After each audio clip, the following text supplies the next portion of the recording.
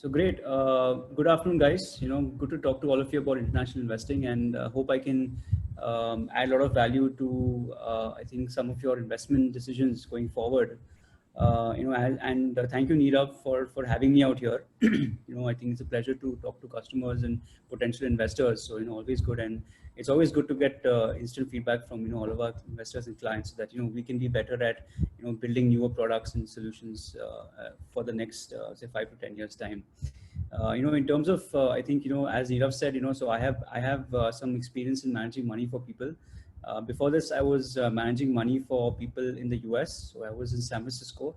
I was in Silicon Valley, where I was managing money for ultra HNIs. And I think the thing about international investing for me is when I was managing money from people abroad. So what I learned was almost everyone. So I had around 800 to 900 customers, and each of these guys were 25 million plus in assets. So very ultra HNIs. And what I saw was that each and every one of them had a minimum of 20 to 40% exposure to international equities, basically outside of the US. So international equities is actually very common across various parts of the planet, especially in developed economies. Even in India, if you see India today, almost 25 to 30% of our Indian equities is actually owned by FIIs. So if FIIs see value in owning Indian equities, why can't we also see value in owning equities abroad? So I think that is what the value proposition that is, and I do think that over the long run, almost every investor in India will have some allocation to international equities. It's a very small space right now, very small space, very niche. Not many AMCs are going out there and preaching people. So I'm happy to answer questions that you might have, and hopefully we as an AMC have made it easy for you to access products outside of India. So and I think the whole point of this conversation is about talking about international investing. So I will briefly talk about our S&P 500 index fund, which I think is extremely iconic, very historic fund. I think it's the world's biggest passive, in fact, world's biggest mutual fund. You're managing close to $3 trillion in this fund, which is I would say almost bigger than India's GDP. That's how big this fund is. So I can talk about some of the specifics of the fund, but for the purposes of today, I think I can talk about international investing and why international investing is something that most of you should, I would say, really look at. So I think, so can you see my slides? Yeah. So in terms of this slide, so I think one of the main value propositions out here is that, all of us today, you, me, and I think most investors, I would say 99% of investors in India, are investing only in India. And India, if you see, has only a 3% share, 3.5% share of global GDP. So we are actually missing out on 96, 97% of global GDP and the value creation that's happening outside of India. So I think all our money is sort of in this country, which is fine. I mean, India is doing phenomenally well. It is one of the fastest growing countries. But I think for diversification purposes, we are missing out on the 96, 97% out there. And the US itself is around 20 to 25% of this entire global GDP. So having access to, say, a US fund or a European fund, gives you a lot of diversification opportunities and to spread your bets over multiple asset classes as opposed to just one. So I think this is why I think this is one of the reasons to why you should start thinking about global diversification. But I think when it comes to global diversification, how does this percolate into your portfolio? So I mean, I get it, global diversification is good, but what impact does it have on your portfolio today? And one of the biggest impacts that you could imagine is that at a portfolio level, your risk is actually going down dramatically. So we all, I think a lot of us know what asset allocation is. It's basically, making sure that your investments are spread across multiple asset classes, so that if one asset class is not doing well, you have the other 2 and 3 that sort of protect your entire portfolio from going down. And so today, I think most people look at equity as a very big asset class, but even within equity, people feel that, you should have a mid cap or a large cap or a multi cap or a sector fund. But the truth is that, Indian mutual funds are very correlated. So you must have seen it last 2 months, where regardless if you held a large cap fund or a mid cap fund or a multi cap fund, everything was down 20, 30%. So I think Indian equities are very correlated. So it does not offer as much diversification as global equities would.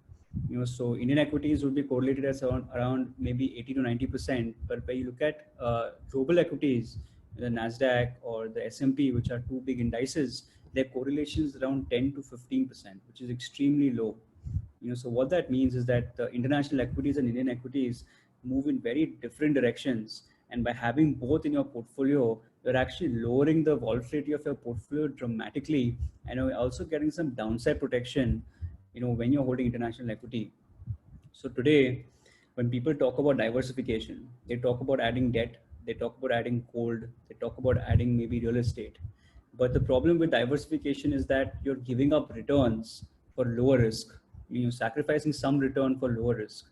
International equity is one such asset class where you don't have to sacrifice returns. The returns are, I would say, almost as good, maybe better than Indian equities. But at the same time, you're actually getting a lower risk portfolio, which is why I think most investors should have an at least 10 to 15% minimum allocation towards international equities, because anything less than that would not really, I would say, impact the portfolio as highly.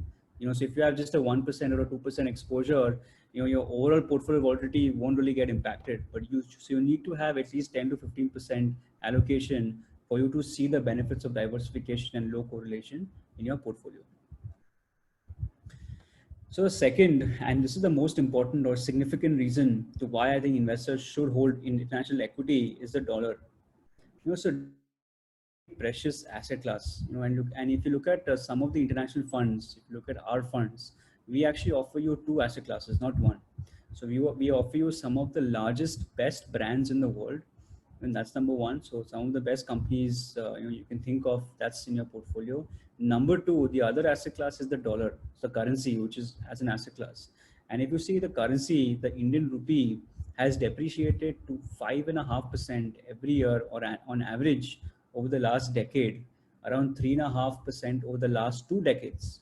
What that means is that even though you think you're making money in India, the problem is that if you take your portfolio at a global level, you've actually not really made that much money. So just to give you an example, if someone from the US, say one of my friends, invested in India 10 years ago, their returns in USD would have been 0.8% over the last 10 years. Whereas the same investor in India would have made around 9 to 10%.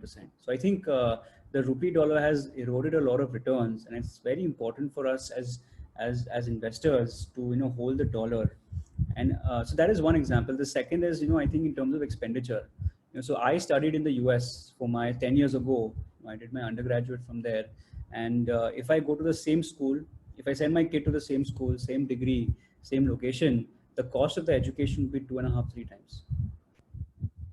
And that is because of the dollar. When I went, the dollar used to be at 40, 45. Today, the dollar is at 75, 80. And in the future, I'm pretty positive that the dollar is going to go to 80, 90, 100, whatever it is. And so I think it's important to that, when you're saving for something in the future, it's important to save in the safe currency.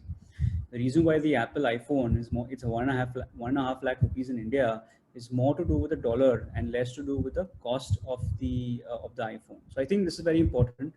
Today I think also if you see consumption patterns, it's very so today if you see most of us, we do spend a lot of our money in global products in Zara or an Apple or an Android or Google, whatever it is.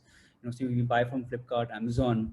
So I think even our wallet share, our consumption has gone up dramatically for foreign products. So it's important for our portfolios to also evolve, with the current trends in consumption that we're having. And today, every mutual fund, would have an HDFC Bank in there. It's good to have other such companies in your portfolio that are of the same quality. So I think dollar is extremely important, and this fund offers you protection from any further, I would say, depreciation that will happen in the rupee over the next 5 to 10 years time. So this I spoke about, most international funds, including ours, would have access to some of the best, some of the brightest companies out there. All of us would actually know what these companies are, the quality of these companies. In fact, if I showed you a list of the top 500 companies in the US and a list of the top 5 companies in India, I'm sure most of you would probably identify more with the top 500 companies in the US. That's how strong the brand recall is. And I think having these things, these companies in your portfolio really adds benefit for long-term investing. So third, and I would say this is a very non-talked about point, is dividends. So today in India, not many people invest because of dividends, because, it makes sense because India is a growing economy. So companies are better off in reinvesting their profits into the businesses as opposed to giving out dividends. But if you look at mature markets such as US, a lot of companies out there, they give out a lot in dividends, and you have guys like Coca-Cola who are giving out 6%, 7% in dividend yields every year. So I think and so 2.5% is the current yield, dividend yield in the US for at least the S&P 500, which is I think a very important fund, which I think is extremely high. 2.5% being added in your portfolio every single year, amounts to a lot of money. I can give you an example. This is the so this is a so if so just to talk about dividends. If you look at the S&P 500 as an example, last 30 years the S&P 500 index grew by 10 times, and this is in USD, not in INR. But if you look at the S&P, if you include dividends, it's grew 20 times.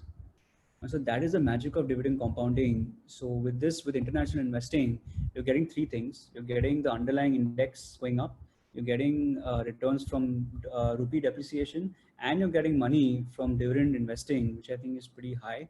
And that is something which most people miss out on. So I think that is some of the reasons to why I think, you should look at international investing. We do feel that, index funds are, I would say, a great way to invest internationally. The reason why I say index funds is because, what we've seen is over the last 10 to 15 years, unlike India, the US active funds have not done well. In fact, index funds like the S&P and the NASDAQ has beaten close to 90 to 95% of all active funds out there. Plus, we all know how difficult it is to find a fund manager in India. It's actually even harder to find a fund manager outside of India. So I think indexes keep it very simple. Number one, you're saving a lot of fees because index funds are, I would say, 1/3 or 1/4 the cost of other funds. The returns have been great, so returns have beaten all other funds. And thirdly, it's very effective because very simple decision, because you don't have to worry about churning a portfolio of poor performance because you'll never really underperform the index. So I think index funds make it very simple, which is why we're saying that, I think we're looking at global diversification. I think indexes are, I would say, keep things simple and I would say pretty straightforward for most investors. So I think that is what I would say are key reasons to why most people should, I would say, buy index funds or buy global investing. Just to recap on what I said, after that I'll talk about the S&P 500. Number one, by allocating 15 to 20% or 10 to 15% minimum, you are decreasing your portfolio volatility dramatically. Number one. Number two, you're buying the dollar as a currency, so you're protecting yourself from dollar rupee depreciation, which is also going to be there in the future. And number three, dividend yields are extremely high, so I think you can actually end up making a lot of money because of dividends. And number four, I think returns have been also good. So let me just go through the return slide.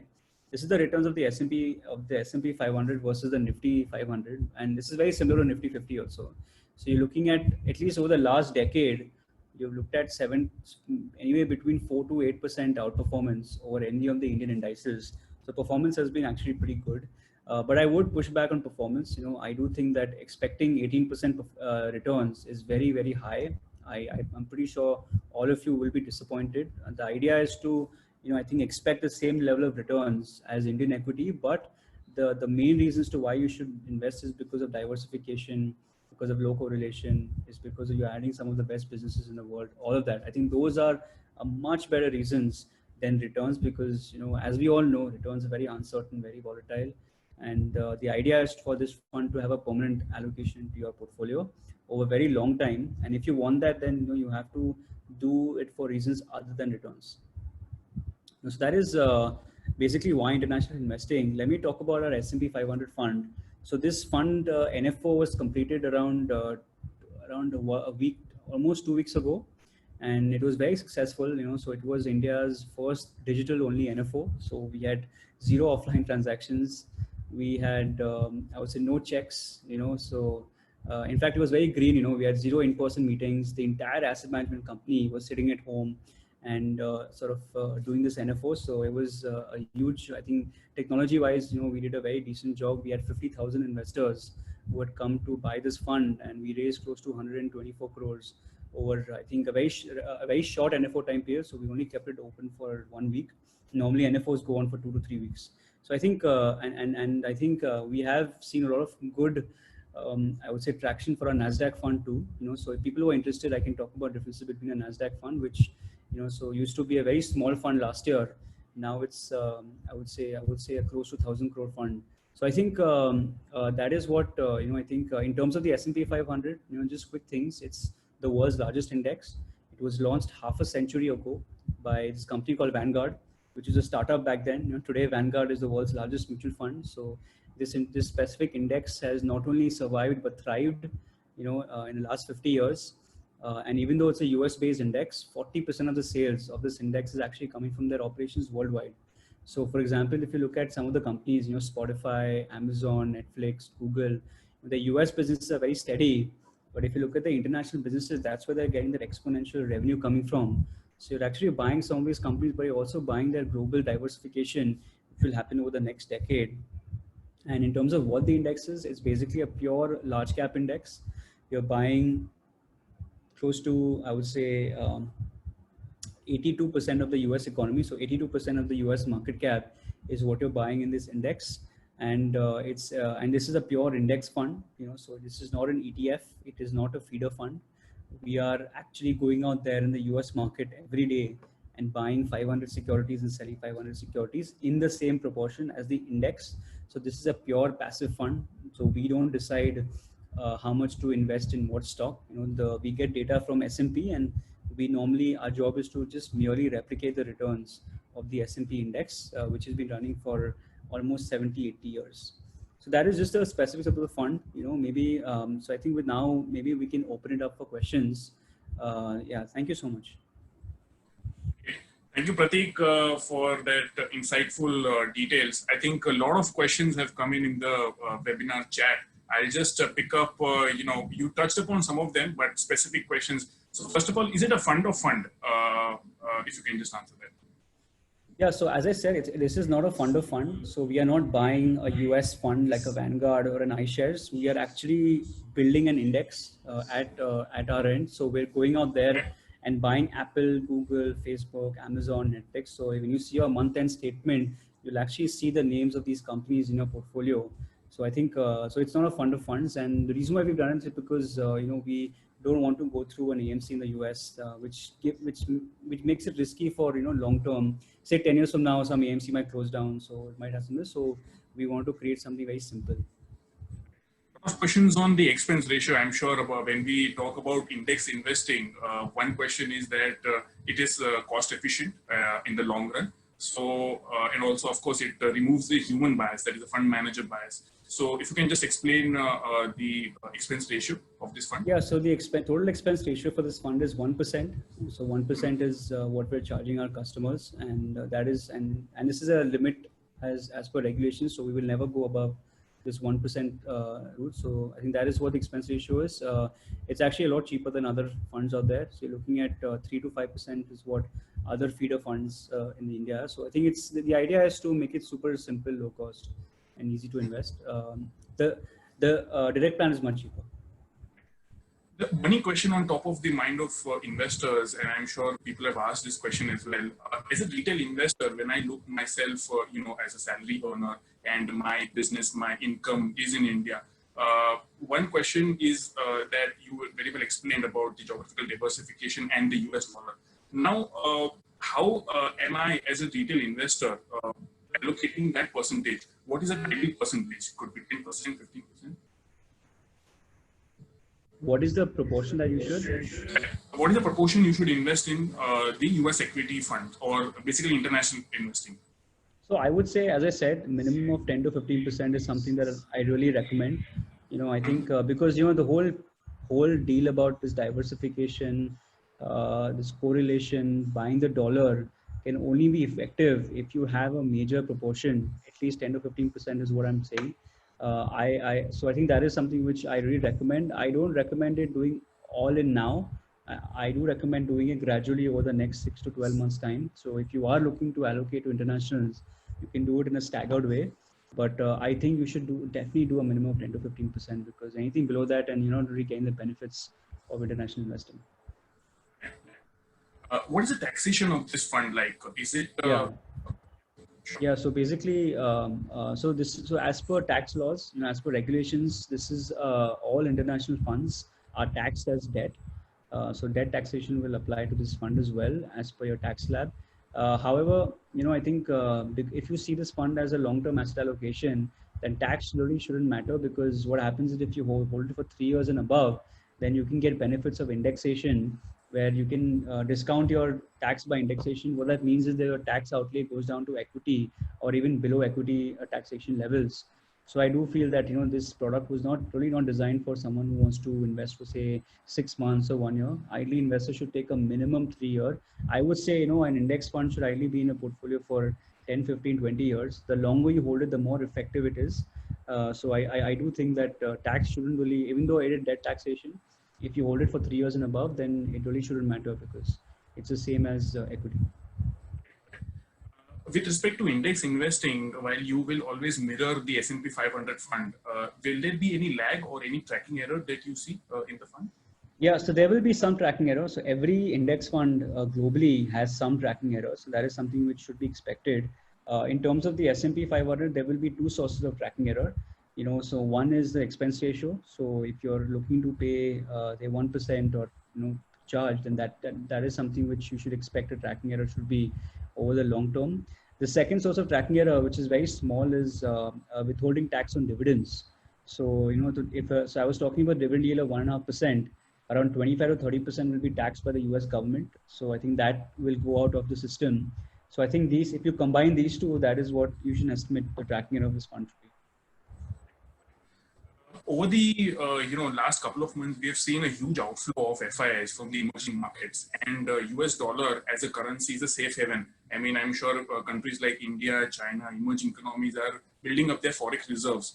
Now, do you see this trend continuing, that the US dollar strengthening against some of the emerging markets? And that is one of the reasons why we should look at international investing, specifically US? Yeah, I think so. So our house view is that the rupee will depreciate, the dollar will, I would say, get stronger over the long term. Why we think is because I think India is a very export-oriented country, and we are aggressively selling our exports. So I think a stronger currency might actually harm us the other way around. So I think we can expect. I think we are seeing around 3 to 4% is what we're saying on average over the next 5 to 10 years is something that you should expect. And this fund is a pure 100% dollar denominated fund. So you will be protected if the rupee falls. Interesting question that has come up is from an GDP expansion perspective. The average US GDP annual growth rate over the last 25 years, we've seen it is around 2 and 2.5%.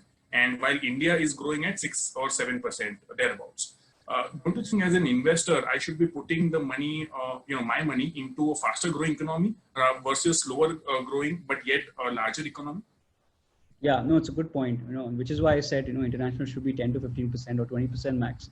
I do believe that India is the biggest growth story. Even though India hasn't worked out well over the last 10 years, over the long term, I do think India will do probably as good or maybe slightly better than the US, because as you said, it is a growing economy, and I think I in fact think India will do a lot better. So I think the idea about dollar-based investing is to diversify, is to not to chase returns. Returns, as you know, no one knows where it will come from. But having said that, I do think that even though US has grown a very slow way, if you look at these tech companies, they have grown at very, very fast rates. So I think, so if you look at China, so just to compare, I think there are a few questions of US versus China. US is a lot more profit driven, whereas China is a lot more revenue driven. So what happens when you're very revenue driven, you sort of give, you sacrifice profits. And if you see the stock market reflects profitability, not revenue growth. So I think the P ratio is profitability. So I think that is one of the reasons why US, even though the growth is small, has done better, because its companies are excellent at profit making. If you look at these companies, the top 10 companies, their ROEs, their profit margins, their cash flows have absolutely been phenomenal over the last 10 years. In fact, most of them don't even know what to do with all the cash. So they're all running hedge funds. So I think the cash, and also I think the acceptability of US brands globally is a lot better than the trust factor is a lot better than Chinese brands. So I think US brands, at least in my case, will have a bit of a premium over Chinese brands, at least globally, maybe not in India. So which is why I think I agree, China is very important. It's a growing economy, doing well. But I do think that by having a US based fund, you're actually having a global fund as opposed to US, because as I said, 40% of the sales of the S&P 500 comes from their operations globally. And one interesting question also, it is an open-ended fund, right? So S&P 500. So what's your view on the minimum holding period? I think you briefly touched upon 10 to 15 years. If you would like to just elaborate on the holding period. Yeah, so I think this is a debt investing. This is a debt tax product. So I would suggest investors to take a minimum view of 3 to 5 years. Ideally, anyone investing in equity should not invest for under 3 years. That is something which will not recommended. So I think this is an equity product. So 3 to 5 years is minimum. I do recommend this to be held on for much longer. The S&P 500 and Nasdaq both have lasted 30, 40, 50 years. So I'm pretty sure that they will last you another 20, 30, 40 years. So I think as long as possible is what I would suggest. In terms of S&P versus Nasdaq, I think the key difference is the Nasdaq is slightly more technology heavy. The Nasdaq has also done phenomenally well. In fact, Nasdaq since last year it's actually up 30% from last year, and this is despite the COVID crisis, which is basically I think shows how positive investors are about the technology sector. So I think what we are saying is that is to have a balanced approach. Have 50-50. So we think technology is going to be as important in the future than it has been in the past. So if you want to allocate to Nasdaq and S&P, we would do 50-50 each. So one is more broad-based, diversified, simpler, and the other one is a little bit more tech heavy, which obviously will probably give you slightly higher returns. Just a follow up on that, how should an investor look at investing? SIP investing or lump sum at this point? Yeah, so I think at this point there's a lot of uncertainty in the global marketplace. I think even Warren Buffett, so I saw his talk last weekend, and even he is holding cash. So I think what I would suggest is to have that 15-20% target, but do it over a period of time. Don't do it as and when right now, because I do feel that having a staggered approach is less riskier. Number one, because of the uncertainty in the marketplace, number one, and number two, I think most people have a 0% allocation to internationals. I wouldn't push them to have an instant allocation. Do it over a period of time, because that is a lot safer. But I would suggest to make sure you get there, that 10 to 15% minimum. So staggered way is what we're suggesting. Interesting question. Is it the right time to buy on oil? Of course, not a pertinent question right now, but if you have any thoughts, Pratik, on that? I don't have any views on oil, to be honest. Okay. Sure. But I think people should stay away from commodities. I think it is very speculative right now. So I think oil is I would say similar to I would say yes bank situation right now. So I would just say stay away and focus on diversified equity mutual funds. Even sector funds, I normally don't recommend. So what I think is what works well, what stays in a portfolio for a very long time is only diversified equity mutual funds. Pratik, interesting question I have is that in India, we have top indices like Nifty 50, Sensex, all those are free float market cap based.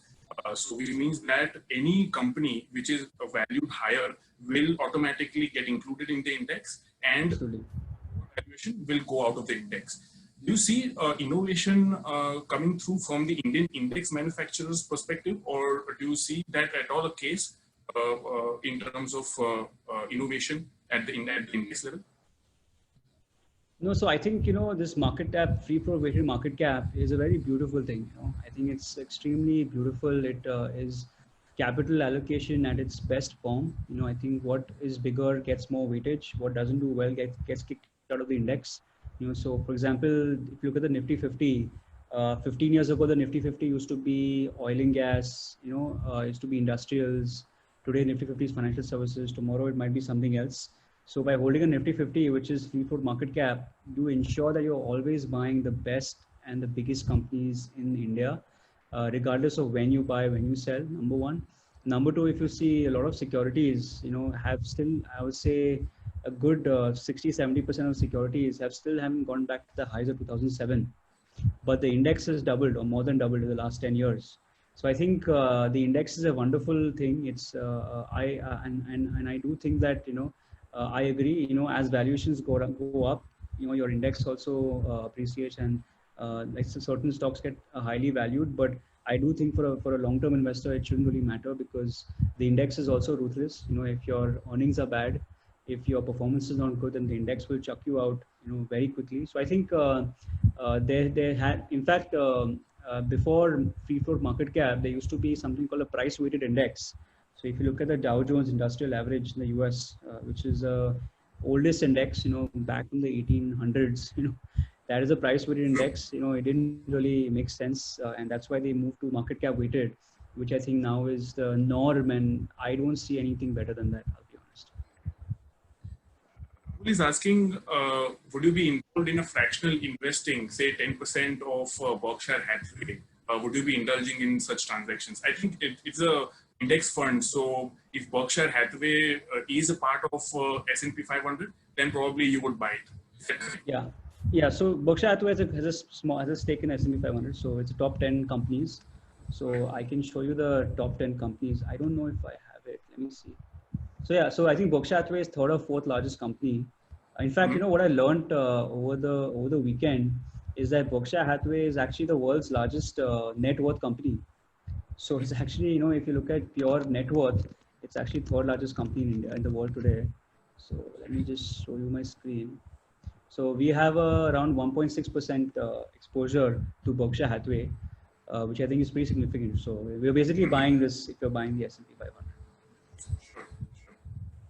Sanjay is asking if USD was to fall. I mean, he's asking that if USD was to appreciate further from this level, how can we protect our investments?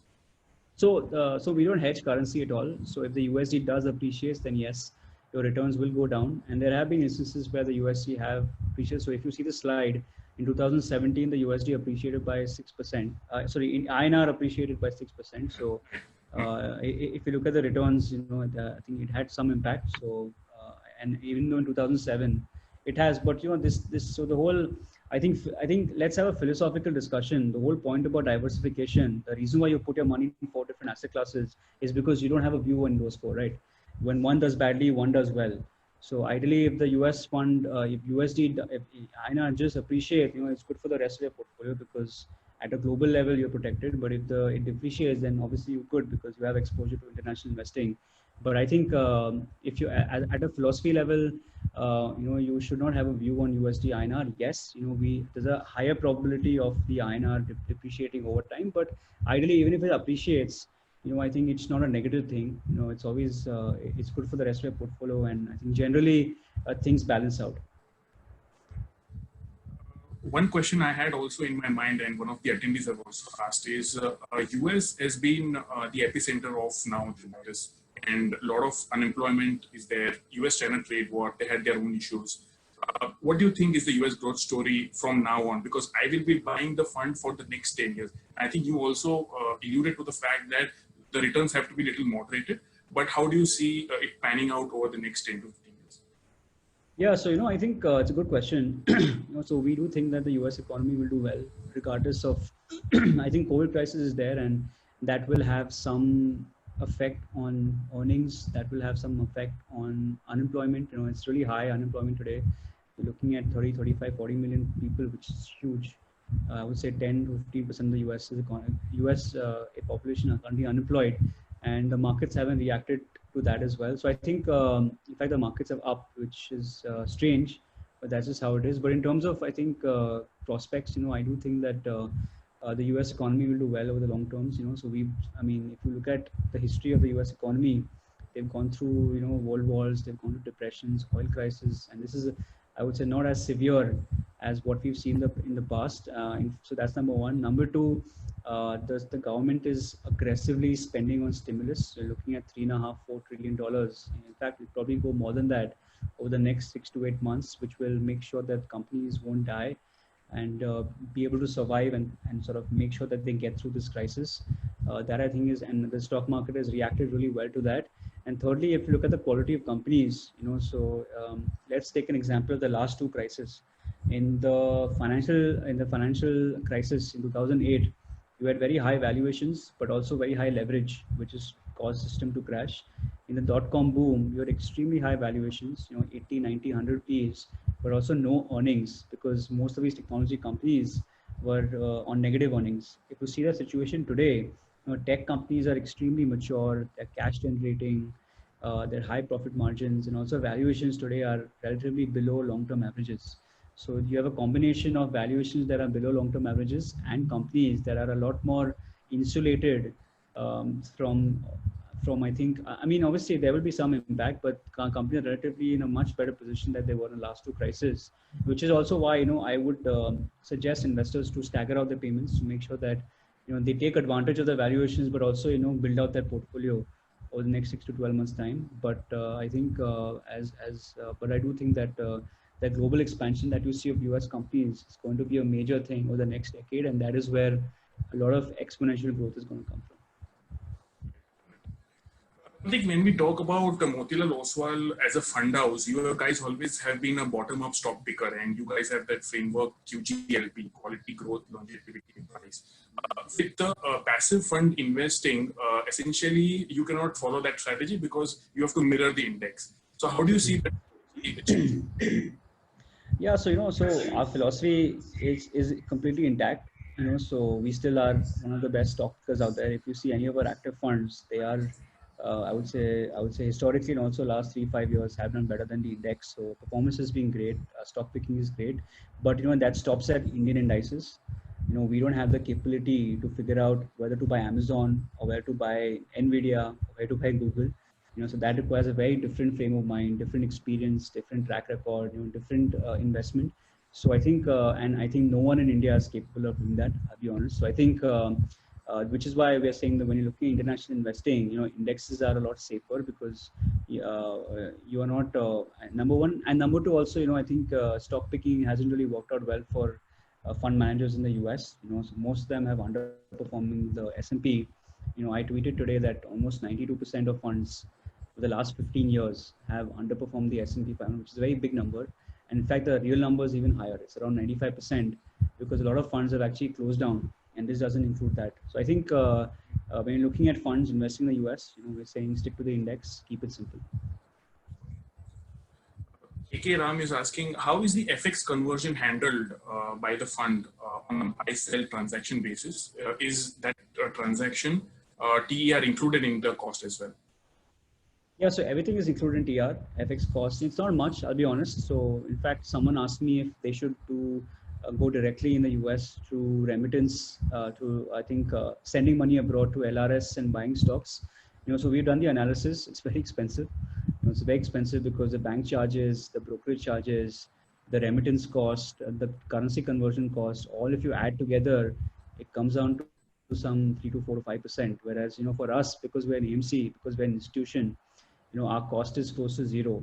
So just to give you an example, our cost of, so our forensic conversion charges are actually zero. We don't pay anything because we have a tie-up with someone in Asia where we do it. So our cost of, so when we buy one basket of 500 securities, that costs around 1.5 crores. We pay only 8,000 rupees in transaction costs, which is around 0.4, 0.5%. So it's very low for us because we're an AMC, but which is why I think we are managing to keep the cost low versus someone going out there will incur a lot in transaction costs.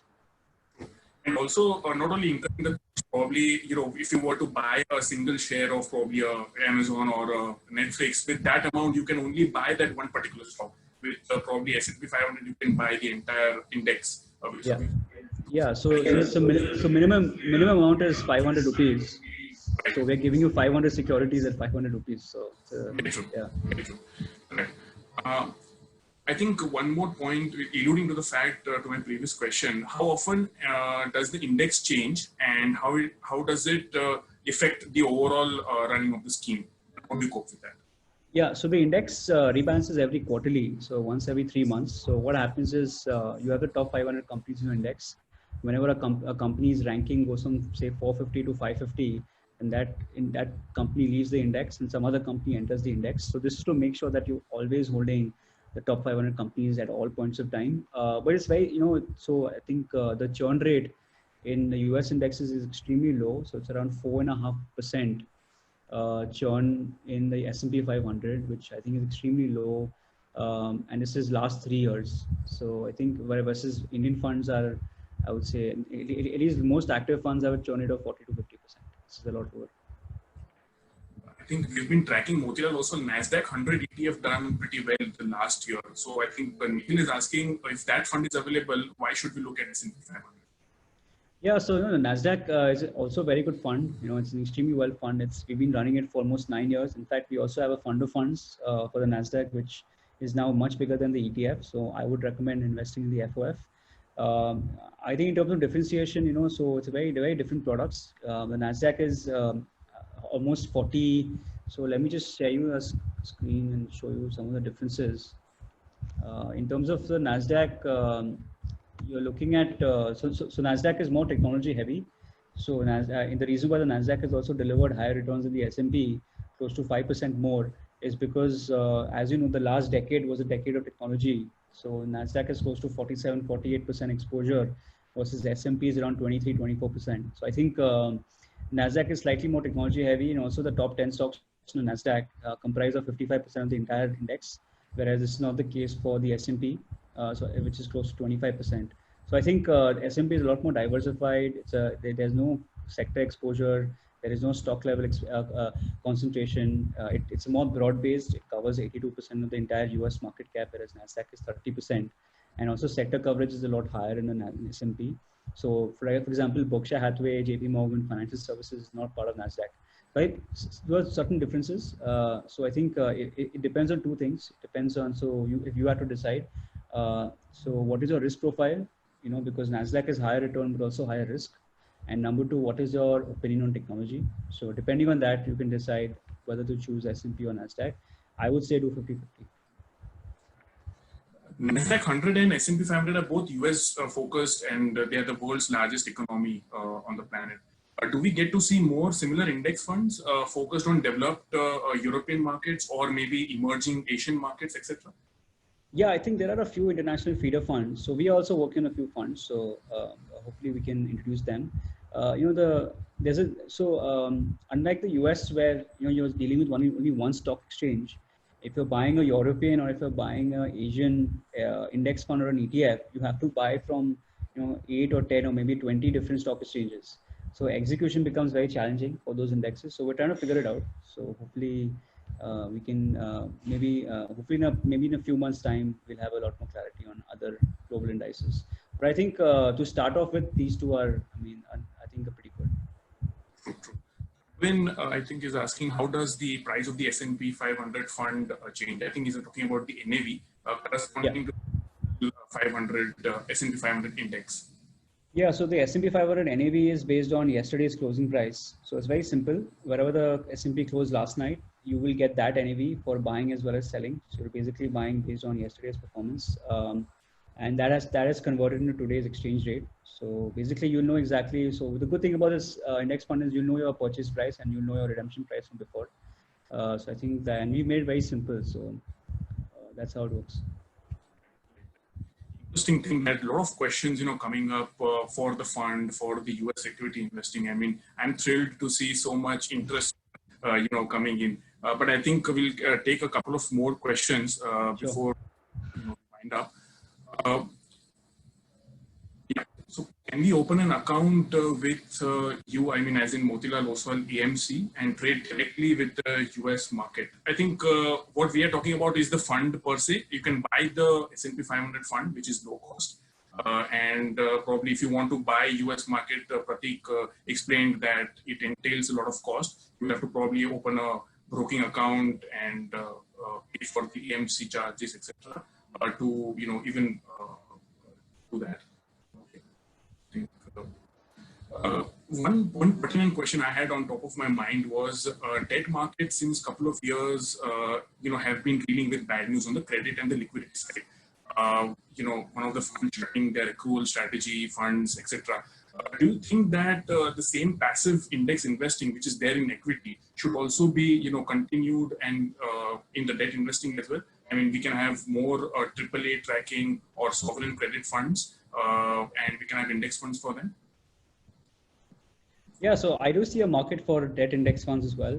It's just that corporate bonds are still very complicated. So for example, we only held AAA bonds in our liquid funds, and ILFS, when they defaulted, was also AAA. So I think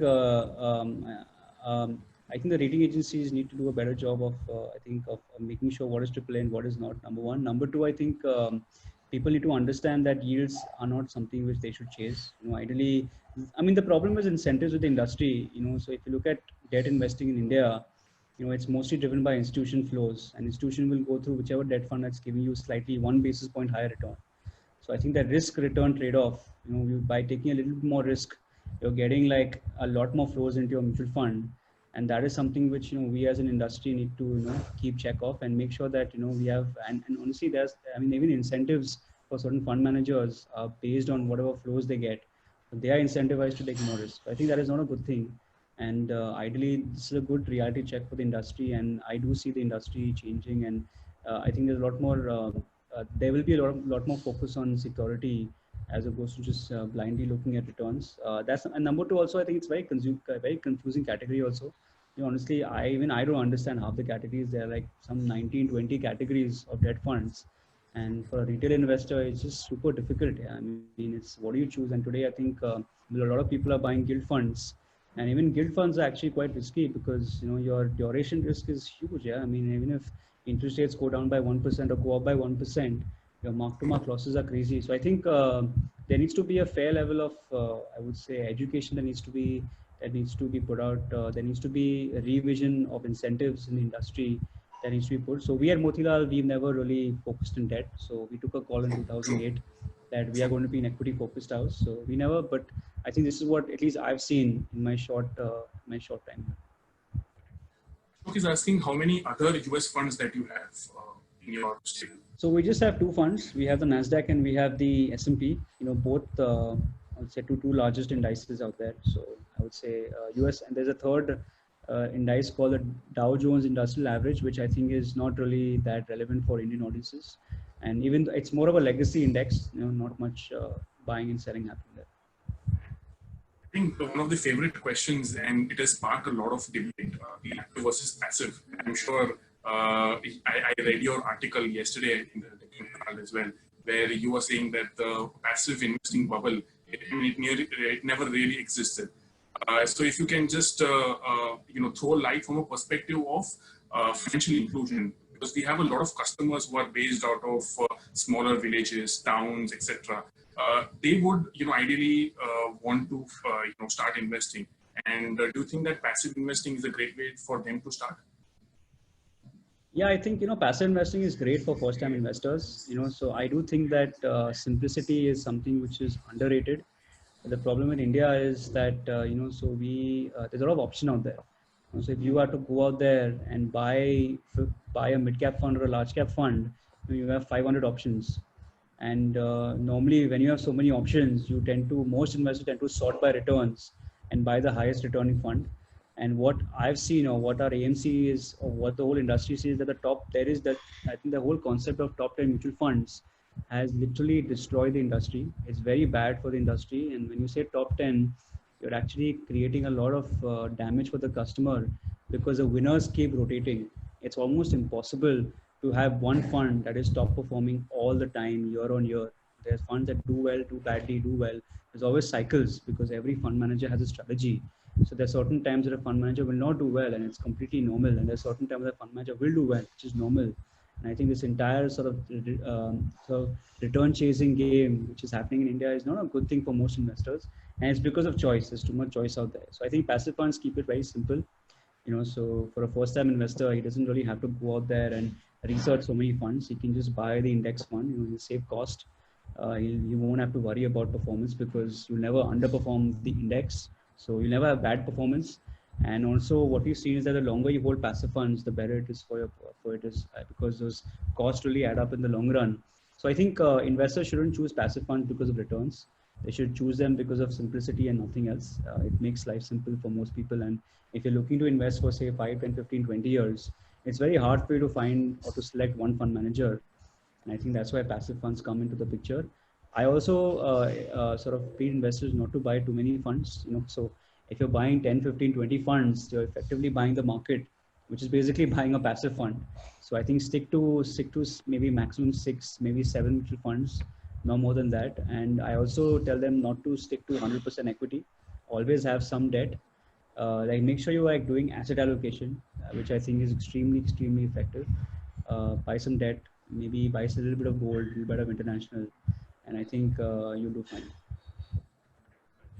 Prasad is asking, when the dividends are declared in the S&P 500 fund, what is the frequency of the dividend payment? I'm sure when you buy the growth option, the dividend gets included in the NAV, and you take the dividend option. Do you have a dividend option, by the way? No, so we don't have a dividend option. We only have growth option.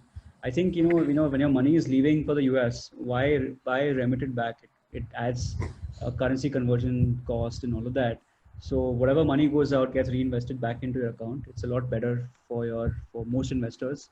So there is no dividend option. There's a growth option, and the dividend declared every quarterly. So whatever is declared from the companies get reinvested back into the index. So that'll increase your NAV over time. We're completely out of time. Last 5 minutes, but we'll just take a couple more. Sure. What is the present NAV of the S&P fund? I mean, what is trying to ask is probably when I go to buy the S&P fund, I will have to pay in Indian rupees, and the NAV will be in Indian rupees, and the underlying asset will be the dollar denominated. Is that correct, Pratik?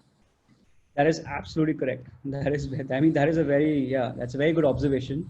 So the NAV is in dollar, is in rupee, but your entire fund. So we also actually hold no cash. So we invest everything. Everything is invested in dollars. So it's a pure 100% dollar denominated fund. Just that for regulatory purposes and the NAV declaration is in rupee. And because it's a rupee based fund, there is no limit. So the LRS has a limit of 250K a year. If you invest in this fund, you can go up to, there's no upper limit to how much ever you can invest. She's asking, post-COVID scenario, there may be a reverse of globalization in the world. In that case, do you expect the returns not sustainable in going forward? No, I mean, honestly, it's very hard to say what the post-COVID impact will be. In fact, I do think that post-COVID, there will be a lot more sanity in the way capital allocation happen. It will change for the better. In fact, I think there will be a lot more investing being happening in deep tech, in biotech, in all these sort of avenues where you would see, I think the US is performing well. But honestly, it's very hard to say what the post-COVID impact would be. And by buying the S&P 500, you are making sure that the COVID won't really impact your portfolio, at least over long-term investing, because I don't know where the economy will be, but I'm pretty sure that the 500 companies, the top 500 companies in the US 5 years from now will be bigger than the top 500 companies today. So I think if you believe that, if that is an investment thesis, then I think you should be okay. A lot of technical questions, and I'm amazed to see them. Entry load and exit load of the S&P 500 fund. Wow. Yeah, so entry load is banned. So no MC can charge entry loads. Exit load, we have a 1% exit load for up to 3 months. And this is standard for all our index funds. This is not something which is designed for trading, only for investing. So, and it adds cost to us as well as for our investors who are long-term investors. So we have a exit load of 1%, and it's good because whatever we get from exit load gets reinvested back into the fund. So it doesn't come to us.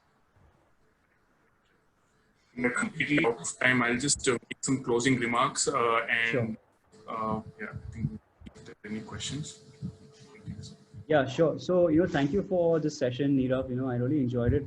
I think the quality of questions was just absolutely phenomenal. I'm really impressed, and look forward to working with you and with all of you on this fund and on international investing. So I understand I didn't get to all of your questions, but I'm very active on social media. So please do message me on LinkedIn or Facebook or even Twitter, and I can promise you I'll get back to you with the answers, or I'll make sure that the answers are there. So thank you so much for inviting me, and look forward to having more sessions such as these with you. Thanks so much, Nirav. Great. So I'll just take a moment to, thank Prateek, for a wonderful, insightful session. I think one key lesson that I was to learn from this one is have asset allocation and diversification in place. That is the core principle that you can have. While diversification, you can look at international markets. US is one of the promising, insightful market that you can go for. S&P 500 fund is their low cost, well diversified, top 500 companies globally. Think about Apple, think about Google, think about Netflix. These are all household names where you can, in India, you cannot buy them. You don't have such a pedigree in India. So you go to such markets, you buy them in a cost efficient manner. So I think the quality of questions, I'm also, amazed to see the participation. There are over, I think, 80 participants joining in. And take a moment to, thank you, Prateek, for such a wonderful session at short notice. I'm happy that we could interact. And I think we will have a lot of investors and the folio count going up for the S&P 500 and the NASDAQ 100 fund. So fingers crossed on that front. So just a small disclaimer. Investments are subject to market risk. Probably, you should look at the scheme related documents and consult a financial advisor before investing. The past returns may or may not, be justified, may not be, repeated in the future. So when you look at investing, look at your asset allocation, look at your risk profile, and more importantly, do the geographical diversification in your entire scheme of things. Prateek, thank you. Thank you so much. Thank you, viewers. Thank you, customers, clients, all of you for posting such a, making an interactive session. And I'm sure we could answer all of the questions. If not, please do reach out to me, Prateek. We'll be more than happy to help you understand why we should, look at US equity investment. Okay. Thank you. Thank you so much. Thank you. Thank you. Thank you all. Thank you.